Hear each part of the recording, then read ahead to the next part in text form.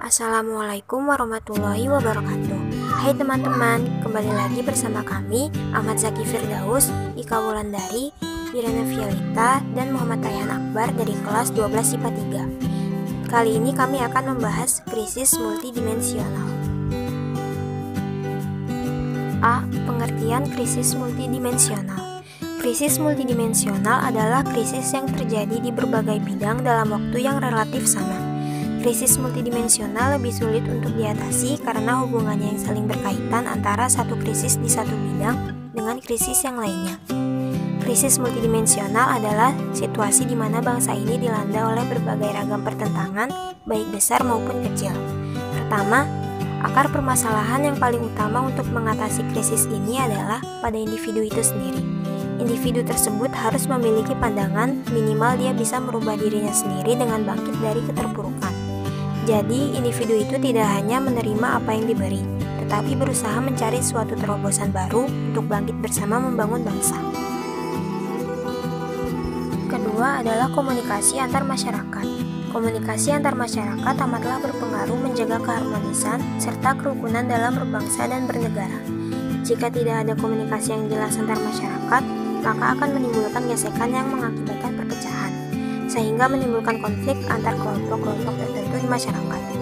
Ketiga, pemerintahan. Di sini adalah peranan yang amat vital bagi proses kelangsungan suatu negara ke depan. Pemerintah adalah pelayan dan masyarakat adalah raja. Tentu seorang pelayan harus memperhatikan keinginan dan mempersembahkan yang terbaik untuk sang raja. Tetapi yang terjadi malah sebaliknya. Banyak peraturan yang justru dibuat bukan untuk rakyat, tetapi untuk urusan pribadi maupun suatu golongan.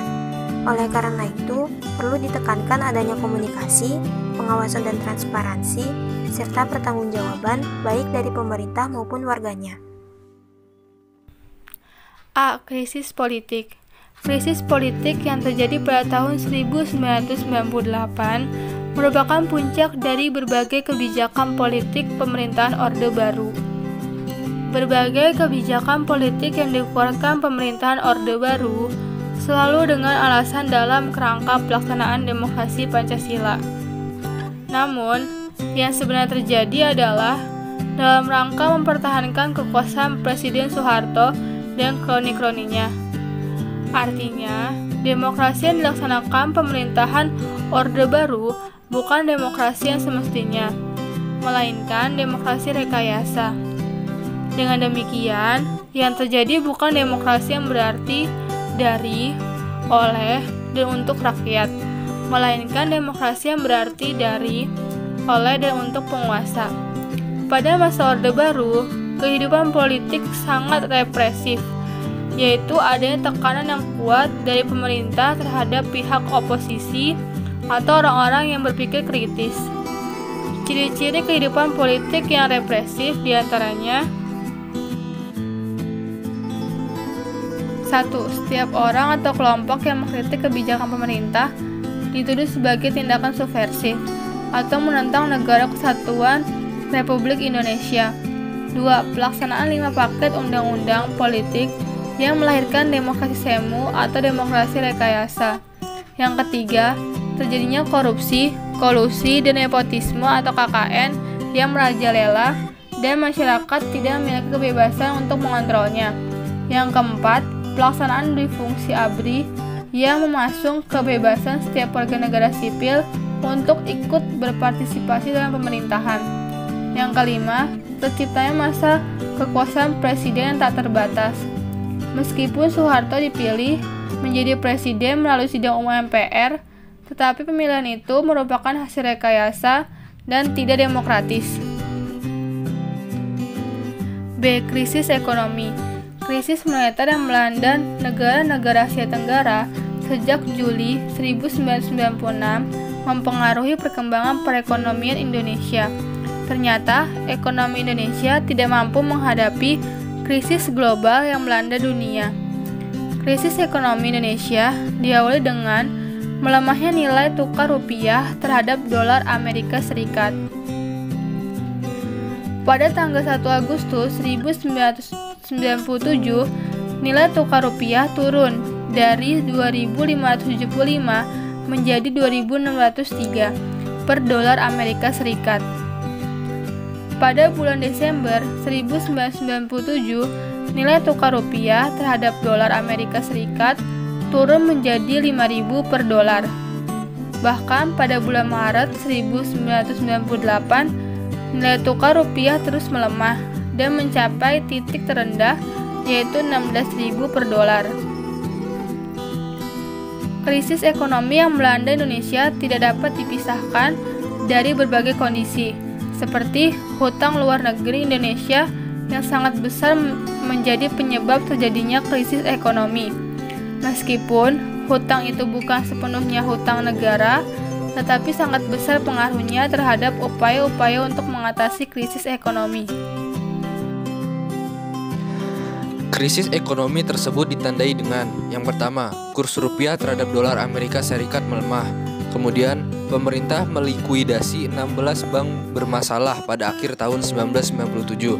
Kemudian pemerintah membentuk Badan Penyihatan Perbankan Nasional (BPPN) yang mengawasi 40 bank bermasalah lainnya.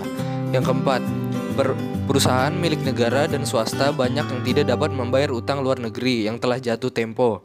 Kemudian angka pemungutan hubungan kerja atau PHK meningkat karena banyak perusahaan yang melakukan efisiensi atau menghentikan kegiatannya sama sekali, dan persediaan 9 bahan pokok di pasaran mulai menipis pada akhir tahun 1997. Akibatnya harga-harga barang naik tidak terkendali dan hal itu berarti biaya hidup juga makin tinggi.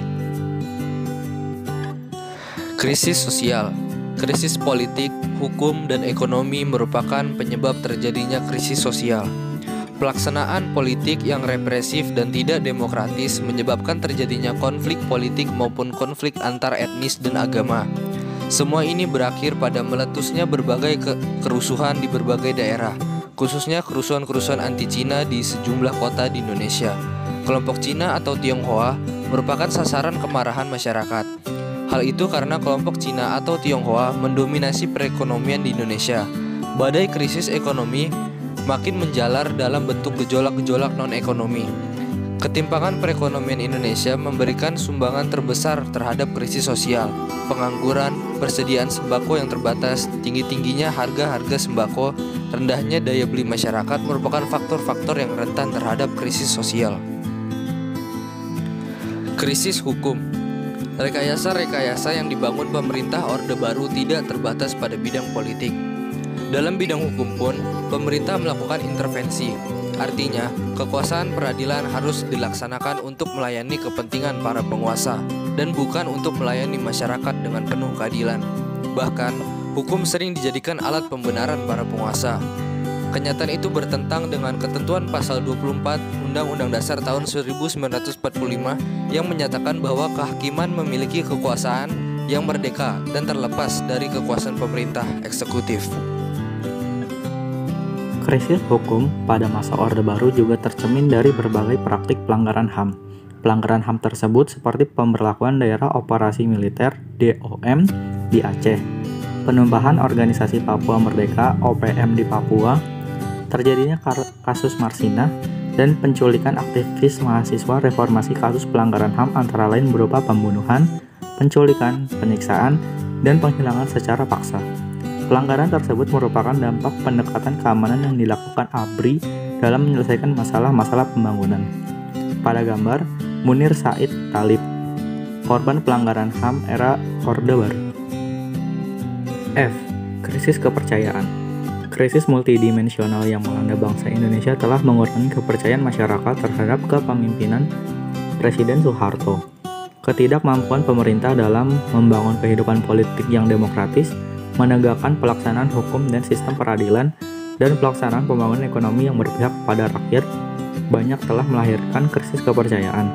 Krisis ini akhirnya berujung pada diturunkannya Soeharto dari kursi kepresidenan yang juga merupakan tanda berakhirnya Orde Baru dan dimulainya era reformasi dengan diangkatnya B.J. Habibie sebagai Presiden RI ketiga. Pada gambar, pelantikan B.J. Habibie sebagai Presiden RI ketiga. Sekian presentasi dari kami. Apabila ada pengurangan mohon dimaafkan. Wassalamualaikum warahmatullahi wabarakatuh.